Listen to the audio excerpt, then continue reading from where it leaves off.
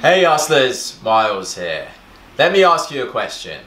Have you ever wondered what you needed to do to build a six-figure Etsy store? Well, in this video, we're going to discuss what six-figure Etsy stores do differently and how you can build one too. Let's get into it.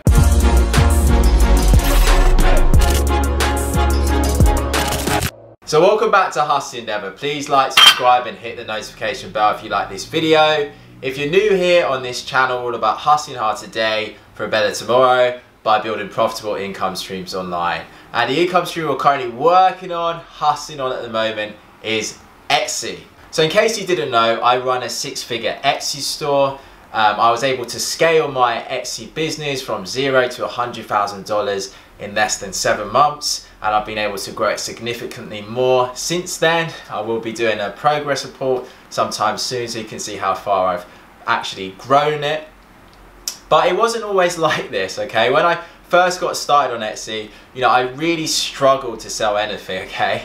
And it wasn't really until I really figured out and sort of started implementing some of what I'm going to teach you today did I start to see some real success. So what do six-figure stores do differently? Let's go over some of the things they do. So in order to get to the six-figure mark, your store needs to be different or unique in some way. One of the biggest mistakes I see Etsy sellers make, when they send me their stores and I take a look, is that they're not doing anything differently or enough differently. And if you really want to make it to the six-figure mark, okay, you can't just be another clothing store, another printable store, another mug store. Your store has to fulfill a need or fulfill a want in the marketplace, okay? Now, a common response I get to that is, but Miles, there's only, so many print-on-demand products I can integrate with Etsy. So, I'm gonna just be another, clothing store or mug store. And what I tell them, okay, is that building a six-figure Etsy store is like putting your own spin on a familiar recipe, okay? Now stay with me, okay? I know you guys like my water bottle analogy last time. So think about it like this. When Gordon Ramsay brings out a new burger, okay, it's essentially just a burger, but he puts his own spin on it. He might add a few new ingredients, he might add a few more different spices, and suddenly people want to try it, even though they've probably tried about 1,000 different burgers beforehand. He's just added his own spin to it. A really good story of this sort of in action is in the UK where I'm from, in case you didn't know, we've got your average fast food joints. There's McDonald's, Burger King, just the standard burger sort of fast food joints. And there was a lot of restaurants or burger joints that was trying to break into the market, but they just couldn't because, again, they was just doing the same thing that McDonald's or Burger King was doing. But then Gourmet Burger Kitchen came along, or GBK, and they was really successful because instead of just going after the fast food market or just being another fast food burger joint, they actually made their whole experience about a gourmet burger experience. So instead of running into McDonald's and grabbing your burger and then walking out, you actually went to Gourmet Burger Kitchen to sit down. It's like a kind of a restaurant experience, and you have a really nice burger. And they was really successful because, even though they was just selling another burger, they put their own spin on it, which was that it was a gourmet burger.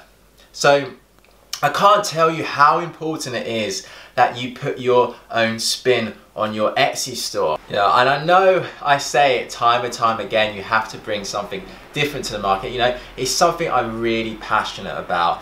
And, it's because it reminds me of the days, right, when I was at my 9-to-5 job, which I absolutely hated. I remember every Sunday around 8 PM, I used to get this immense feeling of dread because I knew that on Monday morning I'd have to clock in again to this job. And that's one of the things that drives me to keep going, because I do not want to have that feeling on a Sunday at 8 o'clock again. And I spun my wheels for years trying to get things off the ground, because ultimately I wasn't doing anything differently with any of the businesses I was starting. It wasn't until I realized that you have to give customers a real reason to want to shop with you and, you know, put your own spin on something, that I started to get some success. So if you want to make it to the six-figure level, you want to build a six-figure store, you must give customers a reason to shop with you, okay? You have to put your own spin or your own flavor onto your store.